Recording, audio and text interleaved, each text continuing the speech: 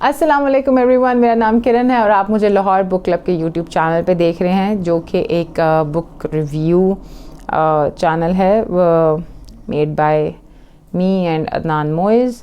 And हम आपको किताबों के बारे में बताते हैं, as the name says Lahore book club. So आज जिस किताब का रिव्यू मैं करने जा रही हूँ, that was a very first book. मुझे याद है मैंने अपने सिलेबस से हट के जो पहली किताब थॉरोली पढ़ी थी अंग्रेज़ी राइटर की, that was this. And from this book I have started reading the writer as well. तो this is our fixed writer जो रिव्यू करती हैं मेरे साथ हर किताब का, and she tries to do every book के वो किस किताब को कैसे पढ़ना चाह रही हैं। So you want to go, she just want to go there. This was the book Paulo Coelho the adultery. Okay, this is an 18+ book. ये मैं पहले आपको दे रही हूँ डिस्क्लेमर, तो यू शुड अंडरस्टैंड कि दिस इज़ एन मतलब it's for adults, as the name says adultery, तो एडल्ट्स के लिए है। And this is the story. हम लोग पॉलो कोएल्हो के बारे में pहले ही बहुत कुछ बता चुके हैं। एंड ही हैज़ सोल्ड, एक मज़े की चीज़ है कि more than 165 million copies world wide, is the most translated living author. He has won 115 international prizes and awards, and in 2007 was named as United Nations Messenger of Peace. In searching for his own place in the world, he discovered answers for the challenges that everyone faces, and in writing The Alchemist, he succeeded in the ambition he'd nurtured since he was a small boy. To become a writer who is read and respected throughout the world, Paulo Coelho believes that within ourselves we all have the necessary strength to find our own destiny, and his writings has helped millions to fulfill their own personal legend. See, एक बंदा एक चीज़ लिखता है और वो इतने लोग उससे कनेक्ट कर सकते हैं क्योंकि उसने उन्हीं लोगों की स्टोरी एक उठाई होती है। हर बंदे की अपनी एक जर्नी होती है। सो I leave the window and call, ये एक different है।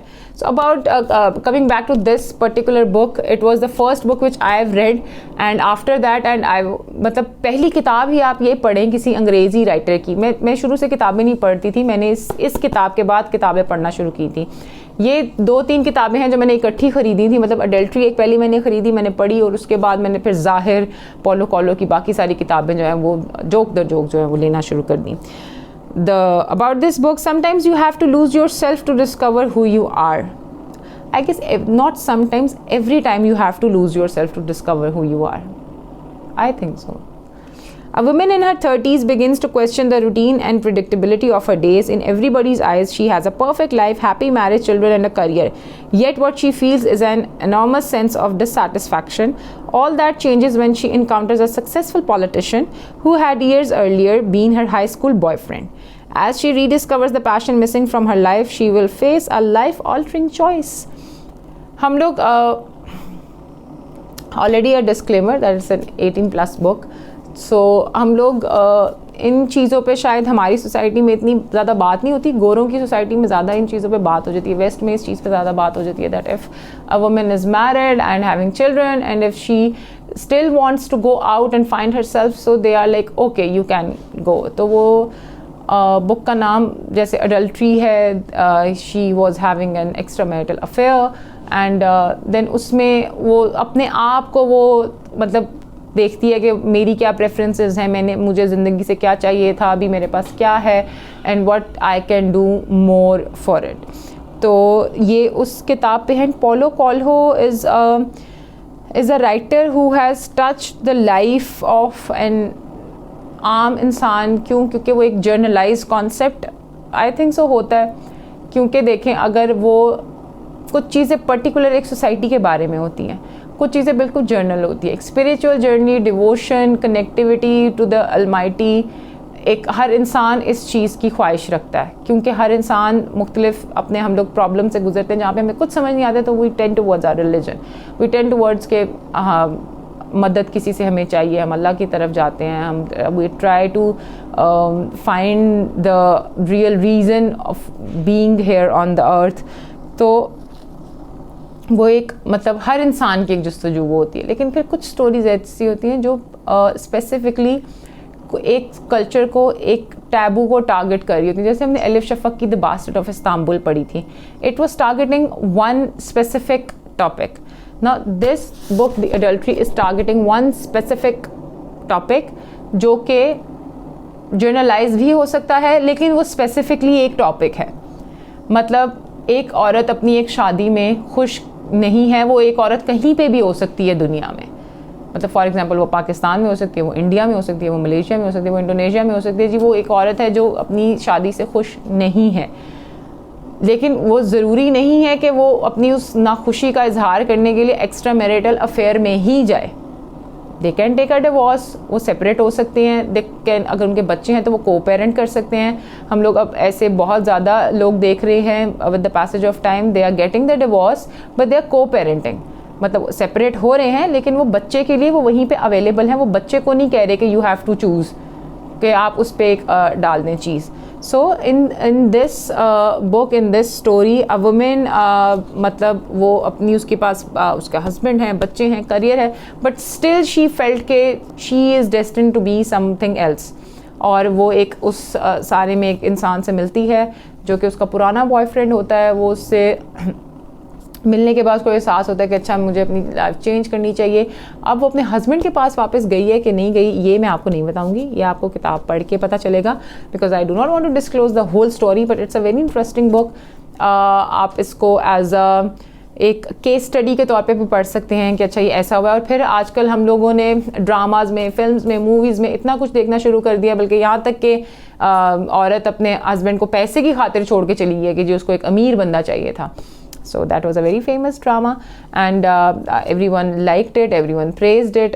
उसके बावजूद हम लोग देखते हैं कि हमारे इतने ज़्यादा मतलब ये ड्रामाज जो हैं वो औरतों के इर्द गिर्द ही बन रहे होते हैं. औरतों की मसले होते हैं कि कभी किसी का शौहर पसंद आ गया, किसी का नहीं आ गया, कज़न से शादी होगी, एट्सेट्रा एट्सेट्रा. इसी टॉपिक से जुड़ी हुई वो सारी चीज़ें होती हैं. मतलब किसी की शादी किसी के साथ हो रही है, उसको वो पसंद नहीं आ रहा, किसी की शादी किसी और के साथ वो करना चाह रहा है तो वो उसको पसंद नहीं आ रहा. Because we have centralize the concept of marriage in a life कि जी ये आपकी सबसे बड़ा टारगेट ज़िंदगी का सिर्फ ये है कि आपने शादी करनी है. और वो इतना एक पेयर प्रेशर आपके ऊपर होता है कि आप कहते हैं अच्छा जी शादी करनी है, फिर फैमिली शुरू करनी है, और फिर एक करियर. अगर like if the women is career oriented तो वो चाहती है कि मैं अपना करियर भी बना लूँ, घर को भी मैनेज कर लूँ, बच्चे भी पैदा कर लूँ. And then in that whole experience if she is losing her own self, मतलब हम ये भूल जाते हैं कि वो एज एन इंडिविजुअल वो भी एक इंसान है. तो वो अगर उसमें वो चाहती है कि अच्छा नहीं अब मैं अपने लिए भी कुछ करूँ, तो वो फिर if she wants to experience something else other than the marriage, तो वो फिर हमारे लिए ये होता है कि ये प्रॉब्लमेटिक है. एंड समटाइम्स ये होता है कि पास्ट से कोई चीज़ ऐसी आ जाती है जो आपको एहसास दिलाती है कि अच्छा you have lost your self, you have to gain your self again. Then I am again mentioning that कि इसके लिए एक्स्ट्रा मैरिटल अफेयर करना ज़रूरी नहीं होता. You can find a very good friend, you can find a very good teacher, you can find a very good guidance from any one. आपके कई लोग ऐसे होते हैं जिनकी कोई दोस्त होती है, वो उनको बेहतर तरीके से गाइड कर देती है. कोई टीचर ऐसे आपकी ज़िंदगी में मिल जाते हैं जो आपकी एक रहनुमाई करते हैं कि यार इसको ऐसे नहीं, इसको ऐसे लेके चल लो. उसमें चाहे आपने अपने हस्बैंड से सेपरेशन ही लेनी हो, but you do not always, the women do not always go for an extra marital affair. तो इसकी स्टोरी में ये है कि मतलब she met her old boyfriend and then she goes into an extra marital affair. फिर उसका अपना एक गिल्ट शुरू हो जाता है जर्नी. उसमें से वो कैसे निकलती है, वो क्या चीज़ हासिल करना चाहती है, कहाँ तक पहुँचती है, वो इस सारी स्टोरी में है जो कि हमारे पॉल्हो कोल्हो भाई ने बयान की है. और आजकल तो वैसे वो पश्तो में ट्वीट कर रहे हैं, उर्दू में ट्वीट कर रहे हैं. So I guess he is expanding her target audience around the world. तो आई हैव नो आइडिया कि अगर उनकी मतलब अगली किताबें जो हैं वो उर्दू या पश्तो में जो है वो ट्रांसलेट होंगी या नहीं. But this is the book. I guess I have read I'm very sure that I have read the very first book of Paulo Coelho, The Adultery. उसके बाद मैंने इनकी अल्केमिस्ट पढ़ी थी, और इसके बाद मैंने इनकी द ज़ाहिर पढ़ी थी, और फिर उसके बाद पढ़ी थी the Veronika wants to die. वो भी इधर कहीं पढ़ी हुई है, बट उसका रिव्यू हम फिर किसी दिन और करेंगे. This book is specifically about a family कि वो किस तरह से they go through that phase together. So अगर आपने ये किताब पढ़ी हुई है तो हमें कमेंट सेक्शन में ज़रूर बताएं कि what kind of perception you took out of this book. And इस पर लिखा हुआ है इट्स अ फिक्शन, एंड ये 500 रुपये की मैंने ली थी। इस पर लिखा हुआ है ₹500, पेंसिल से लिखा हुआ है। So the price of this book is 500। आपको ईजीली अवेलेबल होगी। अगर आप रीडिंग्स पे लेंगे तो आई गेस 500-600 की अब होगी, क्योंकि बहुत पहले ली हुई है। इट्स अबाउट 2012 जब ये मैंने किताब ली थी। तो सी पेजेस भी जो हैं वो अब ऑलमोस्ट येलो हो रहे हैं इसके आहिस्ता आहिस्ता। तो अब आपको अगर आप सेकंड हैंड लेना चाहते हैं तो अनारकली बाज़ार से आपको इजीली मिल जाएगी। मैंने वहाँ पे 50-50 रुपये में भी किताबें बिकते हुए देखी हैं, यकीन करें, बहुत बड़े बड़े राइटर्स की भी। तो क्योंकि वो सेकंड हैंड होती हैं और वो पायरेटेड छपी होती हैं, वेरी ऑनेस्ट, तो वो भी मतलब आपको वहाँ से इजीली मिल सकती है। So if you want to read about a life struggle of a woman in a marriage, this is a book you should go. But then again I am telling you कि हर औरत का एक ख़राब शादी से निकलने का ज़रिया एक एक्स्ट्रा मैरिटल अफेयर नहीं होता। उसके पीछे कोई भी मोटिवेशन हो सकती है, बट इट्स नॉट अबाउट कि उसको एक्स्ट्रा मैरिटल अफेयर ही करना है तो वो बाहर निकलेगी। मैनी अदर ऑप्शंस, वो आगे मतलब उसकी जब गिल्ट जर्नी शुरू होती है तो वो उसमें भी वो डिस्कवर करती है कि how she has to get out from this. So अगर आपने किताब पढ़ी हुई है तो मुझे अपनी इसके बारे में फ़ीडबैक ज़रूर दीजिएगा, एंड प्लीज़ टेल मी कि what perception you got out of it. Next review तक आप अपना बहुत ज़्यादा ख्याल रखें। तब तक के लिए अल्लाह हाफ़िज़।